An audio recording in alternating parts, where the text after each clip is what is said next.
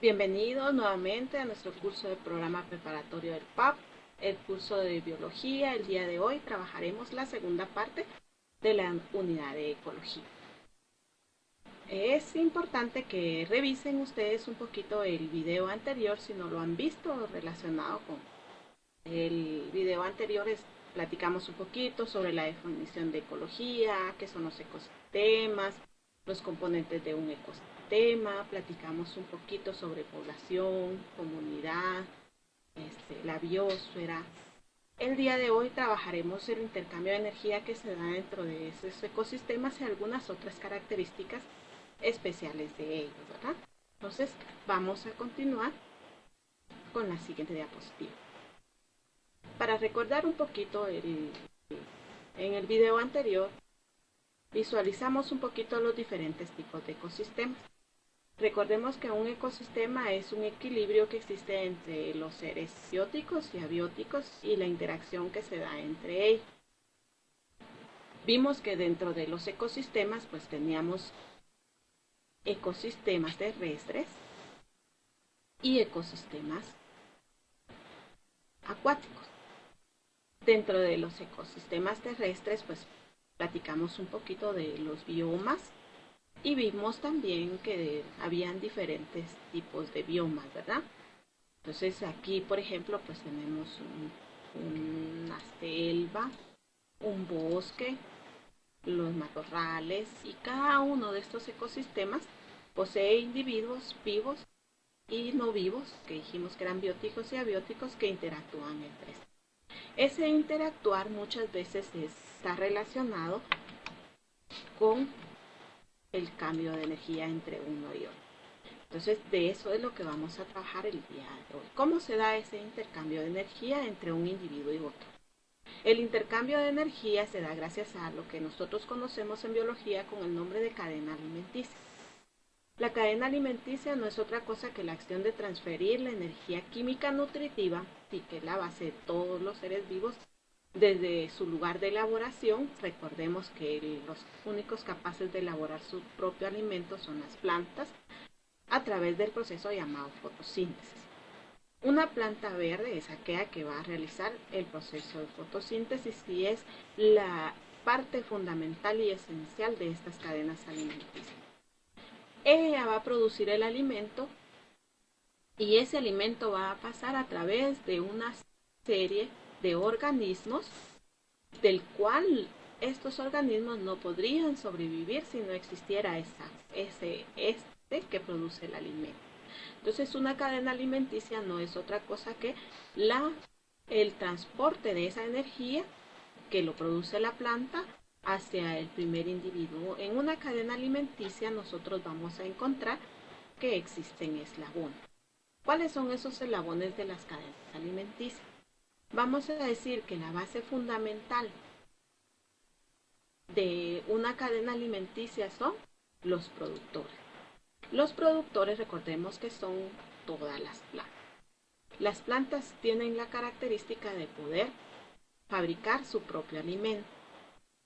Recordemos, si no se recuerdan, pues vuelvan a ver el video de respiración y de fotosíntesis. Esto les va a ayudar para aclarar mucho este tema.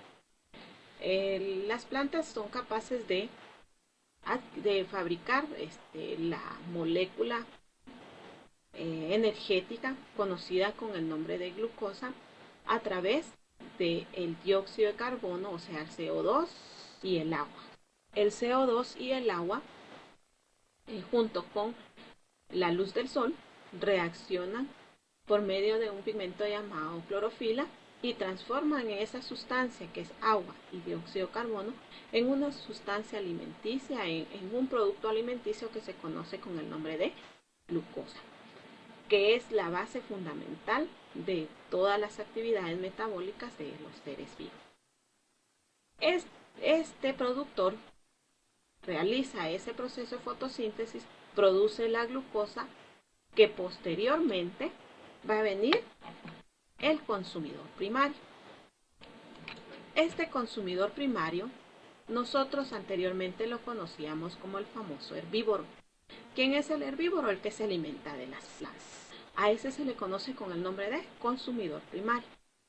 Luego tenemos un consumidor secundario. Este consumidor secundario va a ser aquel que se alimenta de un herbívoro. ¿Quién se alimenta de un herbívoro? Regularmente va a ser un carnívoro. Luego vamos a tener otro consumidor que se va a llamar terciario. Y así podríamos nosotros seguir hablando de cada eslabón. ¿Qué es lo que va pasando aquí? El alimento. ¿El alimento en qué forma? En forma de energía. Cada individuo, por medio de su proceso de digestión, va a transformar estas hojas en lo que él necesita, que es la energía, por medio de la molécula llamada glucosa.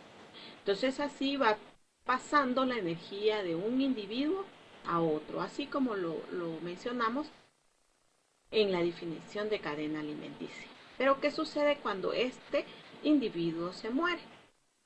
Necesita esta materia, de lo que él está compuesto, necesita ser reutilizada. Y entonces vienen a trabajar los hongos y las bacterias, que se les conoce con el nombre de desintegradores o descomponedores, aunque el término usual es desintegradores. Estos hongos, estas bacterias, tienen la característica de descomponer esta materia que ya está muerta y regresar a los productos básicos químicos, ¿verdad? Entonces, los eslabones de la cadena alimenticia van a ser productor, consumidor primario, consumidor terciario y una gama de consumidores hasta llegar a los desintegradores o descomponedores, como los hongos y las bacterias. Obviamente las cadenas alimenticias se representan igual que los ecosistemas. Hay en ecosistemas acuáticos, en ecosistemas terrestres y en la variedad de ecosistemas terrestres que platicamos en el video anterior. Aquí nosotros podemos observar en esta diapositiva los diferentes tipos de plancton, que son estos que están aquí abajo. Los plancton es la base de, así como las plantas son las bases en las cadenas terrestres, vamos a decir que el plancton, el vegetativo principalmente, es la base de esta cadena que tenemos aquí de este ejemplo. Los peces se alimentan de estos plancton y obviamente, como dice el dicho, el pez más grande se come al más pequeño y este pues va a ser alimento de otro que dijimos que era, podríamos decir que en este caso este es el consumidor primario. Aquí tenemos el productor, este va a ser el consumidor secundario y el consumidor terciario, y vamos a tener también bacterias que van a desintegrar cuando los organismos ya están muertos, ¿verdad? Entonces, este es un ejemplo de una cadena alimenticia en el sistema acuático. Aquí tenemos un ejemplo mixto, pero ¿por qué está esta diapositiva aquí? Porque aquí tenemos un consumidor. Nosotros somos consumidores. Vamos a decir que somos parte del eslabón de la cadena alimenticia.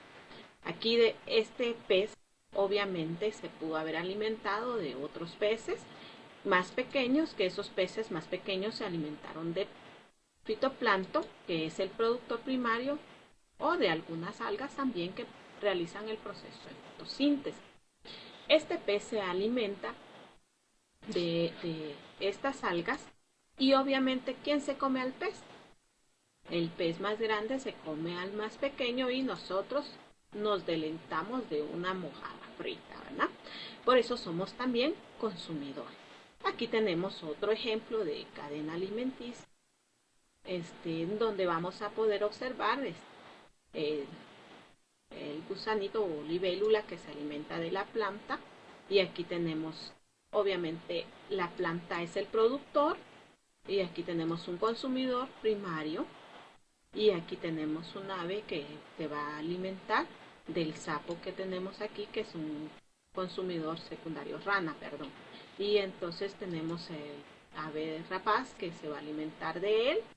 Anteriormente se decía que los animales de rapiña como este eran los que desintegraban la materia muerta. Aparte de eso, sí es cierto, aunque se ha juzgado mal a muchos individuos que no son tan de rapiña porque no se alimentan solo de materia muerta, sino que también son cazadores, ¿verdad? Aquí tenemos otro ejemplo de una cadena alimenticia de un desierto. Aquí, como podemos notar, nosotros tenemos, este sería el primer eslabón, que se llaman productores. Podemos darnos cuenta que los ecosistemas sin productores no pueden subsistir. Entonces aquí tenemos a los productores que luego van a ser alimento de los consumidores primarios, que dijimos que eran los herbívoros. Y los herbívoros luego van a ser cazados por un carnívoro. Y aquí tenemos ya otro consumidor secundario, terciario, y así podríamos seguir armando las diferentes cadenas alimenticias. Dentro de los ecosistemas nosotros tenemos dos palabras claves. Esas palabras claves se llaman hábitat y nicho ecológico. Hábitat es el lugar donde habita, el hogar, el espacio físico. Vamos a decir que, por ejemplo, el hábitat de estos individuos sería la selva. El hábitat de estos individuos sería el Polo Norte. Y aquí pues vamos a tener individuos que habitan en ríos. Ese sería su hábitat. El hábitat se define como el espacio físico que habitan los seres. Nosotros también lo definíamos como el hogar, ¿verdad? Uno cuando llega a su casita, ese es su hábitat, es donde se siente bien, es donde puede convivir, es donde tiene sus mayores necesidades básicas. Eso es el hogar de cada individuo. El nicho ecológico no es otra cosa que el papel que este individuo desempeña dentro de este ecosistema. Es decir, como dice aquí claramente, entre comillas, la ocupación. Por ejemplo, de que nosotros podríamos decir de qué se alimentan estas abejas. Estas abejas se alimentan del polen de las plantas. Entonces podríamos decir que estas abejas son consumidores primarios. Los consumidores primarios, ese es el nicho ecológico, es el papel que va a desempeñar. ¿Qué pasaría si estas abejitas no existieran dentro del ecosistema? Obviamente, si estas abejas no existieran dentro del ecosistema, no existiría una fecundación en cada una de las plantas, porque ese es el papel que desempeñan las abejas en el ecosistema.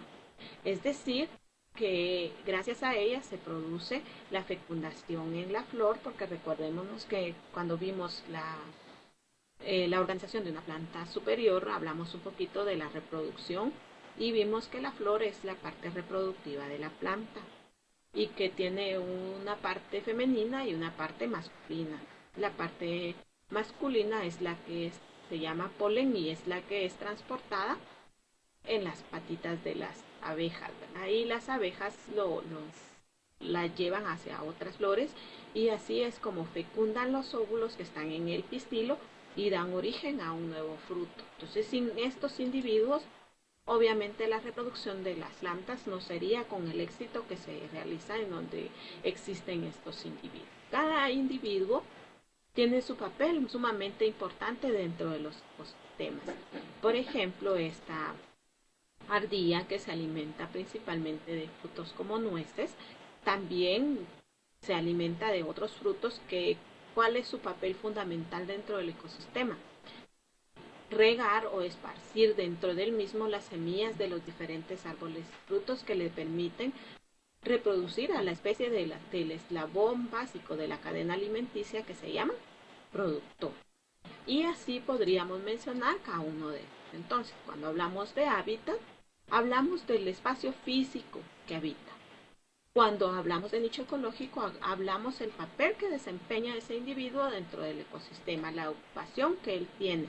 Todos los individuos que habitamos un ecosistema tenemos un papel fundamental y que permite que los ecosistemas vivan en un constante equilibrio. Dentro de los ecosistemas se dan cierto tipo de relaciones. Estas relaciones pueden ser de dos formas. Una de ellas es intraespecífica y la otra de ellas es interespecífica.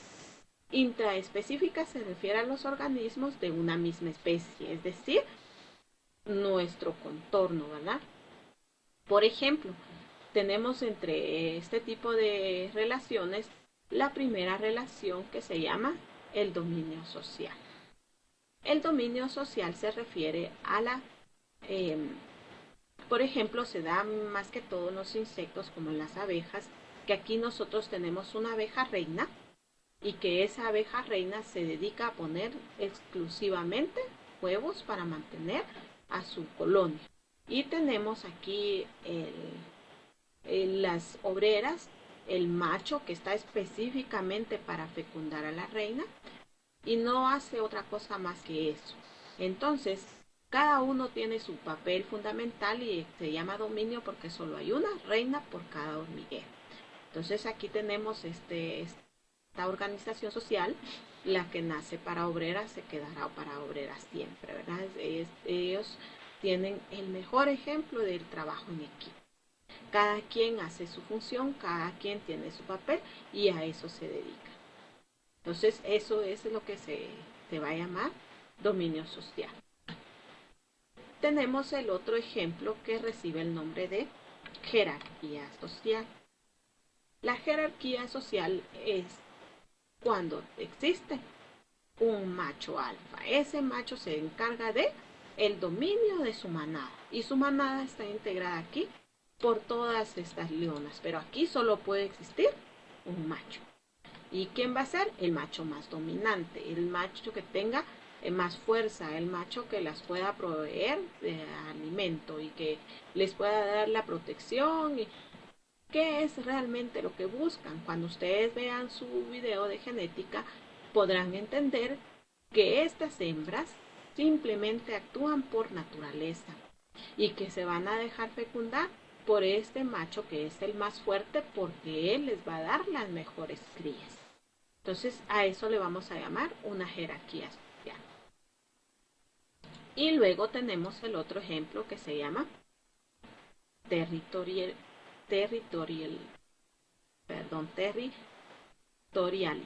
o sea, de territorio. Aquí esto es común y clásico en algunos mamíferos como los perros, los lobos, que están marcando, eso significa que van a marcar su territorio, a eso se refiere.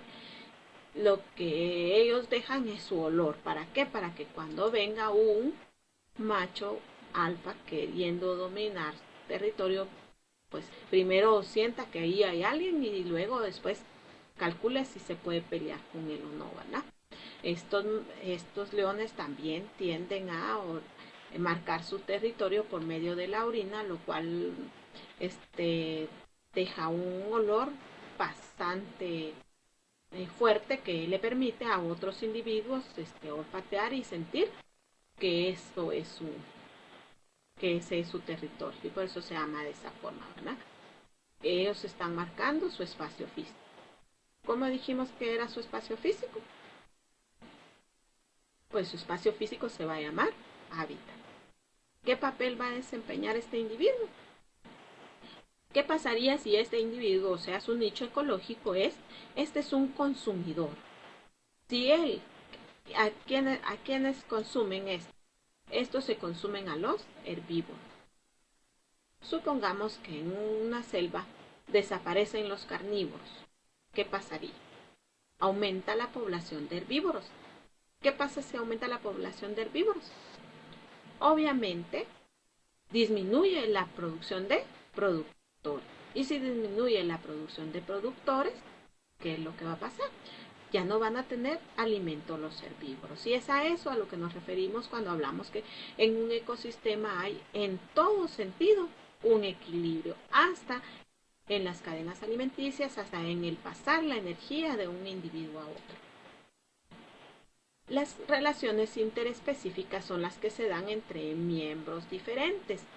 El primer caso que nosotros vemos aquí recibe el nombre de comensalismo. El comensalismo es una relación entre dos individuos de diferente especie, en la cual uno de ellos se es beneficiado y el otro no le afecta ni le pasa nada si él está o no está ahí. El ejemplo es este pez que recibe el nombre de balonus, como el nombre que está aquí. Este pez este es su bus, este es un medio de transporte. Por medio de él, se desplaza a diferentes lugares y luego ahí puede obtener su alimento. En la especie adulta son sedentarios, ya no se mueven, se quedan en un solo lugar y se alimentan de lo que está en su contorno, ¿verdad? Pero cuando necesitan trasladarse, simplemente se suben sobre su transporte y se desplaza de un lugar a otro. A eso se le llama comensalismo. Es decir, que uno se beneficia y el otro no, pero tampoco le afecta que esté ahí, ¿verdad? El otro caso es el mutualismo. El mutualismo es el ejemplo clásico. Ustedes siempre ven a un búfalo, este tipo de especies, con un pajarito encima. Los bueyes también, algunos de ellos tienen esa característica. ¿Y qué es lo que está haciendo este individuo aquí? Alimentándose de las garrapatas y los insectos que este individuo pueda transportar. Y este individuo es beneficiado, ¿por qué? Porque este cumple el papel de su limpiador, ¿verdad? Él lo protege y lo limpia. Y él se beneficia porque se alimenta de lo que está en el contorno y él también se beneficia porque este individuo pues le va a quitar todos los individuos parásitos que habitan en él, ¿verdad? Entonces vamos a decir que ese se va a llamar mutualismo. Ambas especies mutuas, pues se llama mutualismo, se benefician. Pero la gran diferencia entre el mutualismo y la simbiosis es una relación también interespecífica entre dos individuos de diferente especie, en la cual ambos se benefician. Pero aquí la diferencia entre el mutualismo y la simbiosis es que este pez no puede vivir si no existe la anémona. El famoso ejemplo del pez payaso, que se vive dentro de una anémona. Las anémonas, recordémonos que tienen en sus tentáculos pólipos que producen laceraciones como urticarias a otros individuos. Otros peces no podrían habitar aquí porque son tóxicos, mientras que el pez payaso puede habitar perfectamente. La anémona lo defiende de los depredadores y él, cuando come, deja residuos de comida y de eso se alimenta la anémona, ¿verdad? El otro caso es de los famosos líquenes, que es la relación entre una alga y un hongo. Entonces es exactamente el mismo caso. Ambos se necesitan y esa es la diferencia entre el mutualismo y la simbiosis, que el mutualismo en determinado momento esa ave que vimos pues migra y se va a su nido y no pasa nada, ¿verdad? Este no se va a morir porque él no esté o sea ausente, mientras que en la simbiosis es una ayuda mutua. Ambos nos necesitamos y tenemos que vivir juntos, ¿verdad? Y son de diferente especie, ¿verdad? La otra relación interespecífica se conoce con el nombre de parásito. Obviamente esta es una de las relaciones interespecíficas pues, que no a muchos nos agrada, ¿verdad? Porque cada quien quiere trabajar y esforzarse y obtener las cosas por sus propios medios, pero estos individuos se alimentan a costillas de otros individuos. Lo peor del caso es que muchas veces le causan daños a los individuos. Un ejemplo de el famoso zancudo, ¿verdad?, que produce la enfermedad del dengue, y muchos parásitos intestinales como la Ascaris lumbricoides, que produce unas grandes diarreas en el ser humano y que se contamina al ser humano por medio de alimentos y ésta se aloja en el intestino y se alimenta de todos los nutrientes que el hombre podría. Pero no le basta con solo alimentarse, sino que a su vez le produce daño, ¿verdad? Entonces un parásito es un individuo oportunista que se alimenta de otro, se beneficia de él y no le importa hacerle daño. Esas son las relaciones interespecíficas y las relaciones intraespecíficas que vimos con anterioridad que se dan dentro de los ecosistemas. A continuación, hablaremos un poquito de los ciclos de los ecosistemas. Dentro de los ecosistemas se dan diversidad de ciclos. Un ciclo pues es, como su nombre lo dice, algo que se repite. Para su desarrollo, todos los seres vivos requieren alrededor de 30 y 40 elementos químicos, pero los elementos fundamentales y que son la base de la vida se conocen con el nombre de carbono, hidrógeno y oxígeno. Entre ellos está el nitrógeno. El nitrógeno, su principal importancia es, como veremos a continuación, porque son la base de los aminoácidos esenciales. Pero todos los seres vivos estamos conformados de carbono, hidrógeno y oxígeno. Cuando vean ustedes el video de las teorías del origen de la vida, pues van a ver que entre ellas existe una que dice que la primera molécula biológica que se formó tenía carbono, hidrógeno y oxígeno, y es evidente que sin esos elementos los seres vivos pues no podríamos existir. Aquí tenemos a esos elementos se le llama bioelementos porque son parte de los seres vivos, y tenemos la proporción en que se encuentran en la biosfera, o sea, dentro de toda la parte de la Tierra que tiene vida. El oxígeno en un 63%, el carbono en un 20%, el hidrógeno en 9.5%, el nitrógeno en 2.5%. Y de ahí tenemos la serie que ya mencionamos entre 30 y 40 elementos que sirven y se requieren para el desarrollo de los seres vivos. Esos elementos van a estar en constante movimiento dentro de los ecosistemas.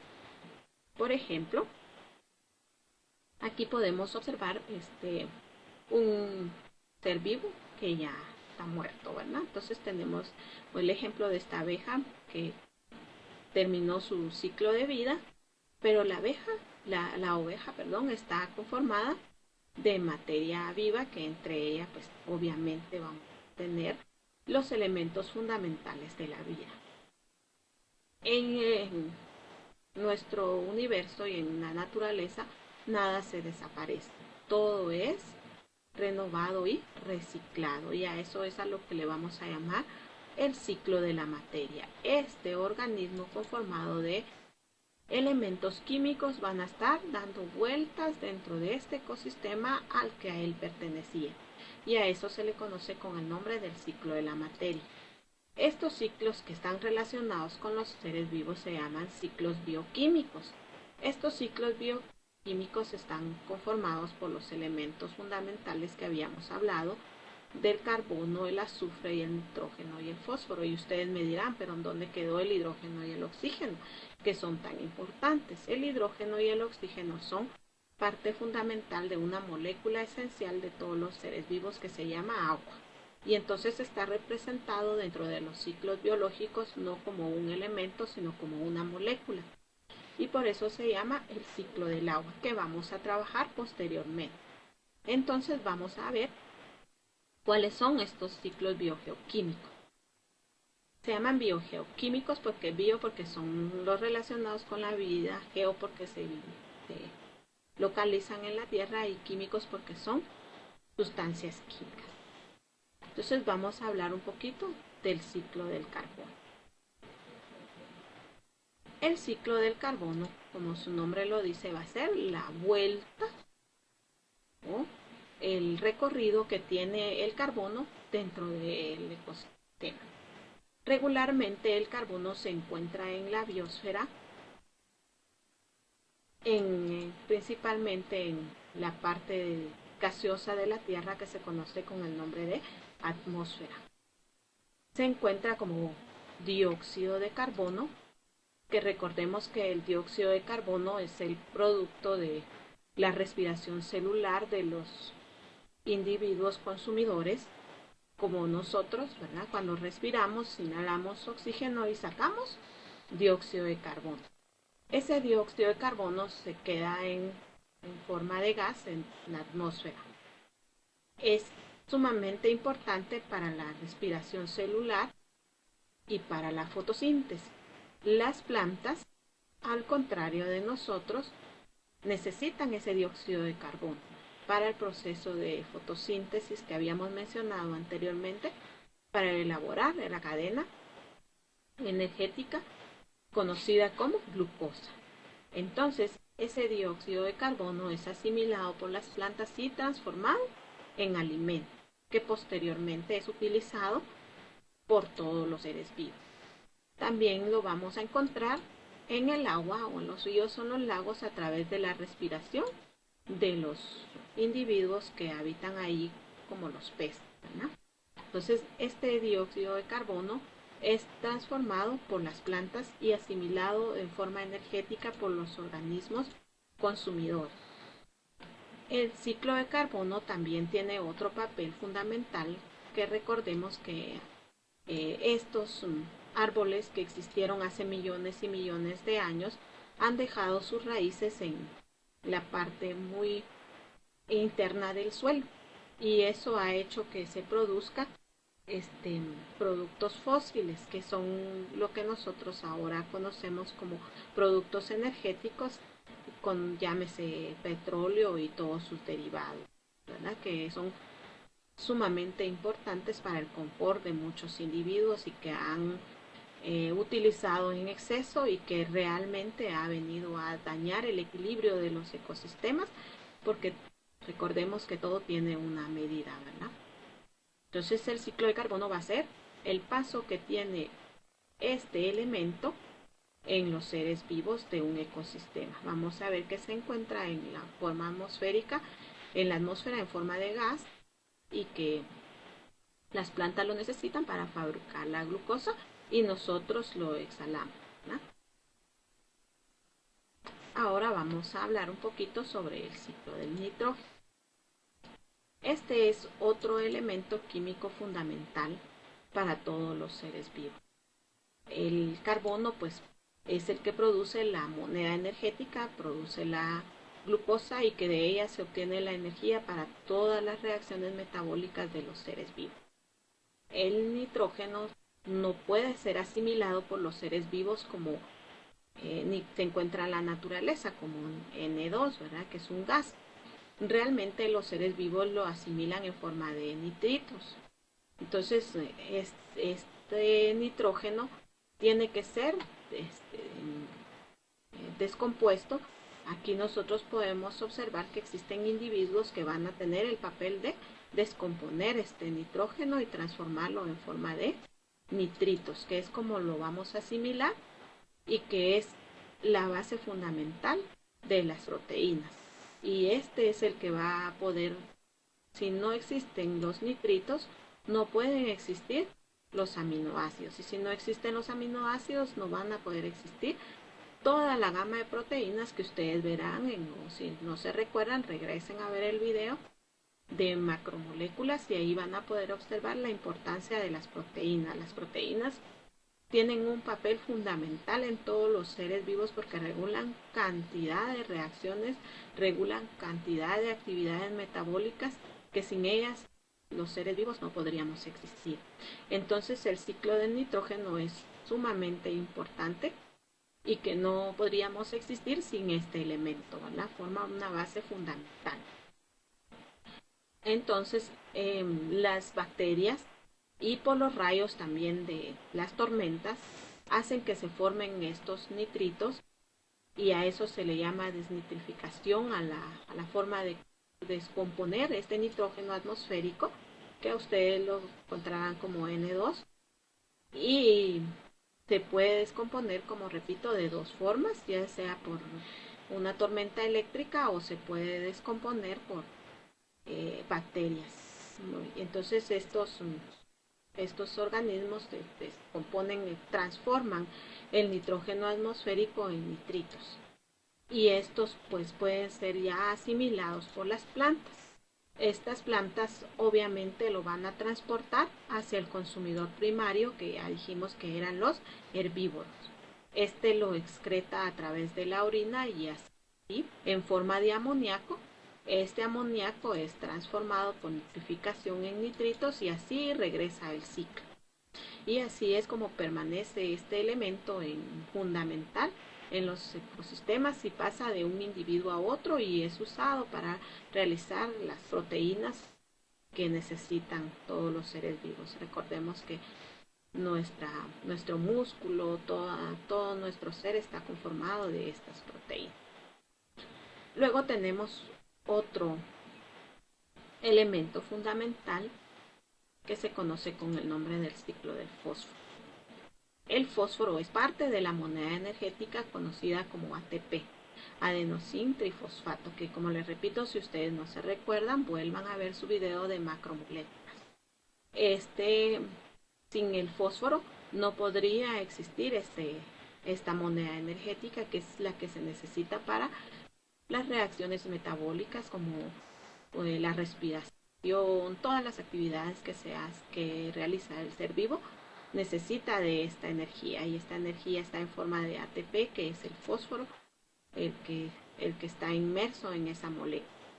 Entonces, el fósforo también nosotros vamos a ver que lo encontramos en los medios terrestres, vamos a encontrarlos en el suelo, vamos a ver también que las plantas lo asimilan, y a través de las plantas, pues obviamente las plantas son los productores, nosotros los consumidores nos alimentamos de ellas, y así es como las obtenemos, ¿verdad? En el fondo marino pues también vamos a encontrar cantidades considerables de fósforo, y es por eso que le dicen a uno coma pescado, porque es rico en fósforo, ¿verdad? Porque es el elemento que nos hace falta para la moneda energética. Entonces nosotros lo vamos a encontrar en los peces, y el ciclo pues es obviamente muy parecido a los anteriores. Lo encontramos en el suelo, pasa a las plantas, de las plantas a los consumidores primarios, consumidores terciarios, y así por medio de las excreciones pues regresará al suelo, y así está dando constantemente vuelta, y por eso se llama ciclo. El otro ciclo importante, que como les repetía al inicio, no es un elemento, es una molécula, es el ciclo del agua, pero en esa molécula nosotros encontramos hidrógeno y oxígeno, que son elementos fundamentales para los seres vivos. Pues el ciclo del agua no es otra cosa que, como su nombre lo dice, ¿verdad? Las vueltas que da el agua dentro del gran ecosistema llamado biosfera, ¿verdad?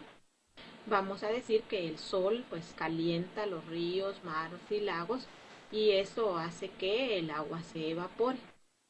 Ese vapor pasa a formar las nubes en forma gaseosa, y cuando estas nubes están ya muy llenas se precipitan, y entonces esto hace que por medio de la diferencia de temperatura que existe se dan las precipitaciones o las lluvias. Y entonces esta agua en estado líquido nuevamente regresa a los ríos y lagos, y principalmente a los mantos freáticos, ¿verdad? Que este flujo de manto freático se encuentra en el suelo, en la parte de hasta el fondo de la tierra, y que este paso de esta agua en el suelo lleva un proceso de filtración, y por eso es que el manto freático tiene agua pura, ¿verdad? Por lo menos filtrada, es un filtro natural que existe, aunque realmente es triste ver y evidenciar que mucha de esta agua ha sido contaminada gracias a las perforaciones de pozos que hacen los individuos que necesitan proveer de agua a diferentes colonias, y realmente el problema es la sobrepoblación que existe en nuestro planeta Tierra, ¿verdad? El ser humano ha venido a invadir este planeta realmente en una forma desmesurada y sin prevención, y tomando de él todo lo que está a su alcance, sin importarle que vienen otros individuos atrás que van a necesitar, ¿verdad? Entonces nosotros podemos evidenciar también aquí en esta diapositiva que parte de este vapor de agua viene de la transpiración de las plantas, y es por eso que la reforestación o el plantar muchos árboles es importantísimo para que se dé este ciclo del agua. Realmente el agua que nosotros consumimos, el agua potable en cantidad, es muy poca la cantidad que existe en el planeta. Si nos damos cuenta, los océanos son agua salada y no es agua potable, y eso ha venido a ser un poquito preocupante la situación, porque el agua potable cada vez pues va disminuyendo, ¿verdad? Y eso es lo que ha hecho que se acabe, porque hemos sido tan, pero tan conscientes que no medimos nuestras acciones, ¿verdad? Las grandes consecuencias de la pérdida del recurso híbrido es realmente un tema bastante alarmante. Esto es un dato que fue tomado en el 2006, imagínense, 2007, ya hace muchísimo tiempo, pues ahora me imagino que estamos un poquito peor, ¿verdad? Dice que 1.200 millones de personas no tienen garantizado el acceso al agua potable, lo que provoca diariamente la muerte de 10.000 personas, de las cuales 4.000 son niños o niñas menores de 5 años, que en su mayoría de los casos mueren por diarrea, por haber bebido agua biológicamente contaminada. Entonces, realmente la pérdida y la escasez de este recurso nos ha llevado a límites exagerados. Hace alrededor de unos 3 años se montó en la ciudad de Antigua, Guatemala, una exposición sobre este tema y hablaban un poquito sobre la situación del tema hidrológico en África. Y era alarmante ver cómo las gentes que tienen el poder se aprovechan de la necesidad del recurso de los demás y realmente el recurso como el agua, pues que es vital, fue un negocio realmente en este país, ¿verdad? Y vendieron las empresas de agua y estas vendían el agua a unos valores inalcanzables para todo el pueblo, ¿verdad? Y esto llevó a una guerra entre habitantes y gobierno y fue lo que hizo un gran descontrol en este gobierno de este país y mostraban las fotos tan impresionantes de las decadencias las carencias que tenían las personas relacionadas con esto y uno se queda así como que tan impactado y es algo tan alarmante que preocupa, ¿verdad? Porque es hacia donde vamos si seguimos con nuestras mismas actitudes, ¿verdad? Entonces realmente no es solo el problema del agua, la contaminación tóxica por actividades industriales, petroleras, mineras e incluso agrarias envenenan silenciosamente el recurso hídrico. Nosotros hemos visto infinidad de veces las fábricas conectan sus tuberías hacia los ríos y hacia los lagos. Y realmente los ríos y los lagos son nuestro único recurso de agua potable. Y muchos de estos contaminantes son altamente nocivos para las personas, ¿verdad? Y esto ha envenenado a millones de personas con cianuros y minerales pesados, como las famosas minerías, ¿verdad? Que traen sus beneficios, pero también tienen grandes consecuencias para los ecosistemas. Y realmente el problema de las minerías es algo tan complejo porque sí se obtiene un gran beneficio, pero habría que estar en el lugar de los pobladores para realmente decir el daño que se están haciendo a los ecosistemas, ¿verdad? Aquí tenemos una fotografía en donde está esta exposición que yo les contaba, las personas que tuvieron que hacer, ir al poco recurso hídrico que tenían y obtener ese recurso de los ríos y lagos. Obviamente estos ríos y estos lagos no tienen la purificación necesaria para que pueda ser agua de consumo humano, ¿verdad? Y fue lo que provocó esas muertes de niños por diarrea, ¿verdad? Entonces es realmente preocupante cómo el ser humano ha utilizado este recurso y yo pienso que deberíamos de regresar a nuestros antiguos, eh, a nuestras antiguas acciones, ¿verdad? Como lo hacían los prehistóricos, ¿verdad? Tenían un gran respeto hacia la naturaleza porque sabían que de la naturaleza iban a obtener todo lo que se requiere para poder vivir, ¿verdad? Tenemos aquí el ejemplo esta es otra fotografía, esta persona se llama Paula y dice que es originaria de Juan Catalán. Su esposo y 2 hijos pequeños murieron en un periodo de 1 año y 6 meses. con un diagnóstico de cáncer. Dice que ella piensa que el olvido del gobierno y la contaminación de ellos vivían en un área en donde había una actividad industrial y contaminaron los ríos y con, con sustancias radiactivas, obviamente, ¿verdad? Y los pobladores pues no estaban ni enterados y ella pues en esa época seguía luchando contra el cáncer porque también estaba contaminada, ¿verdad? Entonces realmente muchas veces no tenemos idea de la magnitud del gran problema en que ocasionamos cuando hacemos actividades que dañan el recurso, ¿no? Esta gran contaminación de las fábricas también produce lo que se conoce como la famosa lluvia ácida. La lluvia ácida se produce por la emanación de estos gases tóxicos de la industria. Realmente la revolución industrial fue la que vino a alterar todo este equilibrio de los ecosistemas. No estamos diciendo con esto que los avances tecnológicos no son buenos ni que necesitamos regresar a la era arcaica, ¿verdad? Y usar solo, sino que si cada quien fuéramos conscientes de usar lo que necesitamos pertinentemente o con medida, pues si cada uno pusiéramos un poquito de nuestra parte, creo que la situación no sería tan grave, ¿verdad? Estos gases pues obviamente se van a la atmósfera y son transportados por el viento y cuando llegan a los niveles de temperatura que juntan las temperaturas bajas con altas, pues obviamente se dan las precipitaciones, pero estas precipitaciones van cargadas de estos contaminantes y es lo que se conoce como la famosa lluvia ácida, ¿verdad?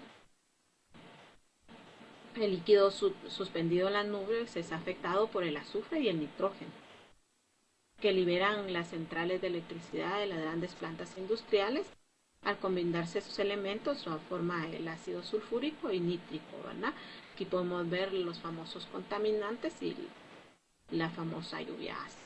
Entonces, los efectos que causan la lluvia ácida realmente son devastadores. Para los cultivos, pues, es realmente una saturación de esto. Recordemos cuando vimos en la clase de Ecología 1 las características del suelo y la importancia de un suelo fértil, pudimos darnos cuenta que realmente el suelo es un ecosistema también que necesita un equilibrio y si ese equilibrio es alterado y es alterado por una sustancia ácida, obviamente no va a poder dar los frutos que se esperarían de él. Podemos ver el daño que les causa a los monumentos y aquí la gran contaminación del smog en una ciudad, ¿verdad? El otro gran problema es el calentamiento global. El calentamiento global para muchos científicos es un proceso natural. Realmente, por la forma de nuestro planeta, las actividades que se dan en él, este calentamiento global pues se considera un proceso biológico natural. El gran problema que tenemos es que nosotros hemos hecho que ese proceso natural se acelere un poquito, ¿verdad? Entonces es el término utilizado para referirse al fenómeno del aumento de la temperatura media global. En nuestro planeta pues tiene una temperatura media que se supone que debería de cada determinado tiempo subir medio grado, ¿verdad? Pero realmente de la atmósfera terrestre y de los océanos posiblemente alcanzó un nivel de calentamiento global de la época medieval a mediados del siglo XX para excederlo a partir de entonces, ¿verdad? Como les repito, en la etapa industrial y donde vinieron todos estos contaminantes, fue el detonante para todo el efecto, ¿verdad? Aquí podemos nosotros ver al fondo de nuestra diapositiva nuestro pobre planeta con un poquito de fiebre, ¿verdad? Este calentamiento global obviamente que va a ser el incremento de la temperatura atmosférica promedio. Entonces, esto produce que nuestro planeta obviamente cambie las temperaturas y es la causa de lo que nosotros ahora vivimos. Ya no tenemos en nuestra Guatemala el país de la hermosa primavera, ¿verdad? Las estaciones ya no están tan igual que antes, dicen puches, pero ahora en diciembre hay un gran calor y realmente son periodos y parte de lo que nosotros estamos viviendo de nuestro planeta Tierra. El calentamiento global muchas veces es confundido con el efecto invernadero. Realmente el efecto invernadero es como cuando a usted le dicen vamos a la playa, uno dice que rico. Para las plantas el efecto invernadero es lo mejor que puede existir, porque es donde ellas más se reproducen y están en un ambiente óptimo. ¿Por qué? Porque el efecto invernadero es el aumento de esos gases contaminantes como el dióxido de carbono, que hacen que la capa atmosférica se vuelva como que, por decirlo así, un poquito más densa, y eso hace que en nuestro planeta Tierra este calor que viene del sol se quede reservado ahí, y entonces se siente un calorcito inmenso, ¿verdad? Entonces a eso es a lo que se conoce como el efecto invernadero. Aquí en esta diapositiva podemos ver cómo los rayos del sol penetran nuestra atmósfera. Aquí tenemos nuestro planeta Tierra y esa energía es la que se queda aquí condensada, por decirlo así, y hace que se sienta este calorcito y esta cantidad de contaminantes que se quedan dentro de las atmósfera. ¿Cuáles son las causas del efecto invernadero? Obviamente esto se va a producir por la emanación de gases. Tenemos aquí las emisiones después de los vehículos y aquí de los buses, y era lo que yo les decía, ¿verdad? Muchas veces pues tomamos el vehículo para ir a traer el pan cuando podemos ir a pie, ¿verdad? Entonces son situaciones que nosotros podemos evitar y que si todos pensáramos un poquito en nuestro planeta Tierra y en los beneficios que obtenemos de ella, pues obviamente serían las cosas diferentes, ¿verdad? ¿Cuáles son las consecuencias del calentamiento global y del famoso efecto invernadero? Principalmente el calentamiento global. Nosotros podemos observar aquí esta montaña en 1985 y en el 2002 pues ya no queda nada, ¿verdad? Y esto es lo que produce esas copiosas lluvias y esas grandes inundaciones, ¿verdad? Aquí tenemos el otro ejemplo, que se alteran el hábitat de especies, ¿verdad? Pobre oso polar apenas y está abrazando ahí ese pedazo de hielo, ¿verdad? Y aquí tenemos también a este pobre pingüino, ¿verdad? Que ya casi no le queda hielo para poder sobrevivir, ¿verdad? Entonces, si nosotros no somos un tanto egoístas, pensamos un poquito más en los demás, pues realmente nos damos cuenta que las consecuencias son grandes y que aunque nosotros no las estamos viviendo ahorita, probablemente, ¿verdad? Pues, realmente queda en tela de duda, ¿verdad? Cada quien pues sabrá cómo se encuentra, pero considero que en Guatemala las situaciones de, de estos efectos no nos han llegado tan grandes, ¿verdad? Pues no esperemos que nos lleguen, nos alcancen para poder nosotros pensar, ¿verdad? Entonces, reflexionemos en nuestras acciones, ¿verdad? Veamos hacia dónde vamos. Esto es cada vez más evidente en nuestro país. Realmente, cada vez que usted tire un pedazo de basura en la carretera, póngase a pensar quién va a recoger esa basura y hacia dónde va, ¿verdad? Entonces, si nosotros no queremos un planeta que en lugar de proveernos de vida nos provea de muerte, obviamente tenemos que cambiar nuestras acciones, ¿verdad? Recordemos que la contaminación ambiental es un tema muy amplio y que realmente es importante tomar en cuenta que todo lo que el ser humano ha venido a aportar al planeta Tierra, pues, en su mayoría son contaminantes, pero estos contaminantes existen de dos clases y que obviamente van a ser algunos que, al igual que los recursos, son biodegradables, otros que renovables y otros que no son renovables. Por ejemplo, el papel, el cartón. Por eso es que en muchos países industrializados ya no están usando el plástico. El plástico es uno de los, cuando estamos hablando de renovables, estamos diciendo que esa materia biológica puede ser reusada nuevamente, pero el plástico es algo que tarda millones y millones de años en poder ser reusado. Entonces, si nosotros nos ponemos a pensar en que vamos a comprar pedimos bolsita y de ahí pedimos otra, obviamente, ¿para dónde van a ir esas bolsitas? ¿Verdad?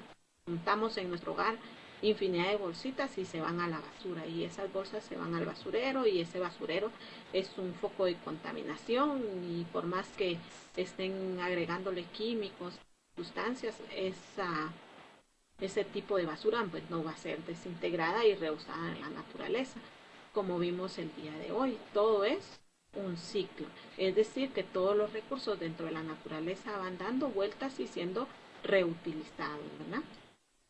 Entonces pongamos en práctica las famosas 4R. Reciclar, no solo juntemos basuras, realmente hay que recuperar lo que estamos reciclando, hay que reducir el gasto de estos, como les repito, el famoso ejemplo de las bolsas, ¿verdad?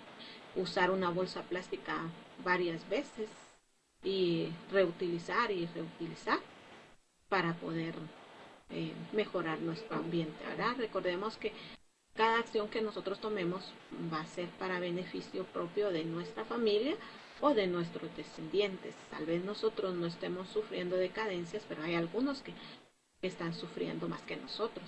Y entonces también son seres humanos y también necesitan de este planeta que habitamos todos, ¿verdad?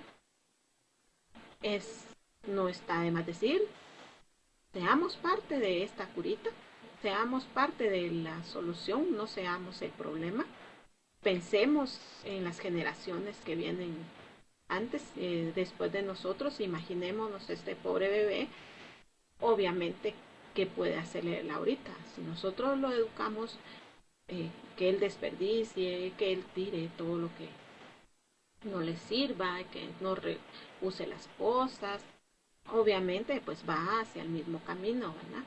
Pero todo lo podemos hacer juntos, unidos, y cada uno cambiamos nuestra forma de ser, nuestras acciones, obviamente pues vamos a cambiar la situación, ¿verdad? ¿Qué podemos hacer? Imagínense, aquí hay infinidad de actividades que nosotros podríamos realizar. Por ejemplo, pues cuando los viajes sean cortos podemos caminar. Si son un poquito más largos, compremos una bicicleta y vamos en bicicleta. ¿Va? Tratemos de evitar los contaminantes de los automóviles. Podemos nosotros también utilizar energía de poco voltaje. Ahora ya tenemos productos que no consumen tanta energía como las bombillas de antes. Desconectemos los productos eléctricos cuando ya no los estemos utilizando. En realidad, acciones para hacer existen muchas, ¿verdad? Podemos usar jabones que preocupémonos por ver las etiquetas y que digan biodegradables, que significa que no van a contaminar el agua. Compremos productos de nuestra localidad, ¿verdad? Comamos las frutas y las verduras de la época, ¿verdad? Podemos nosotros preocuparnos un poquito más por reusar, usar menos el famoso papel en las escuelas que nos dicen, ahora vamos a marginar las hojas y aquí necesito que solo escriban en un lado. Pensemos en que si el papel tiene dos lados, obviamente es para que lo utilicemos, ¿verdad? De lo que se trata aquí realmente es de optimizar los recursos que tenemos. Es cierto, el periodo industrial pues nos vino a facilitar mucho la vida, pero realmente seamos conscientes en que esto ha tenido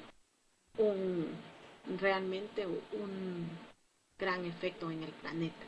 Entonces, muchas veces dicen, recordemos cuando mi abuelito decía, ¿te acordás de? Entonces necesitamos regresar al pasado en el sentido de la concientización, en el sentido de aprovechar lo que tenemos, en el sentido de optimizar, no solo de, gastemos y gastemos, ¿verdad? Es importante que cuando uno pues se cepille los dientes, utilizar un vaso, detallitos como eso, no es necesario hacer grandes cosas, no. Algo tan sencillo y tan fácil como clasificar los desechos sólidos en nuestro hogar.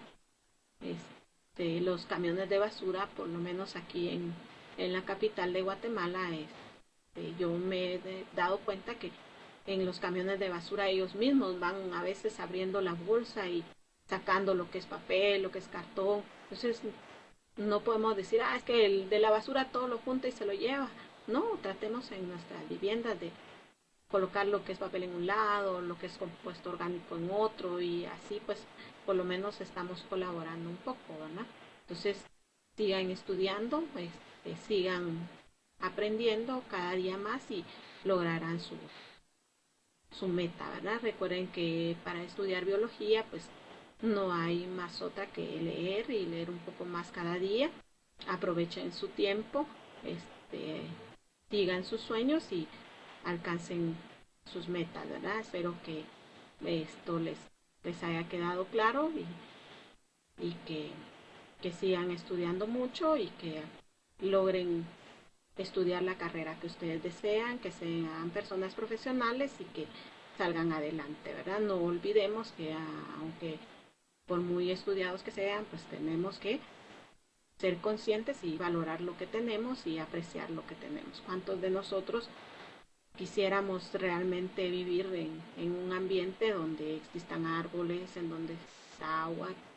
Y si nos ponemos a pensar, seguimos en estas actividades donde dentro de poquito pues vamos a decir, ¿te acordás de qué especie que existió hace mucho tiempo, como platicábamos en el video anterior, ¿verdad? Entonces hay que trabajar y poner de nuestra parte para que nuestro planeta pues cada día se recupere un poquito más. Recordemos la imagen de la curita, seamos parte de esa curita que vamos a ir cambiando y cambiando. Hasta la próxima.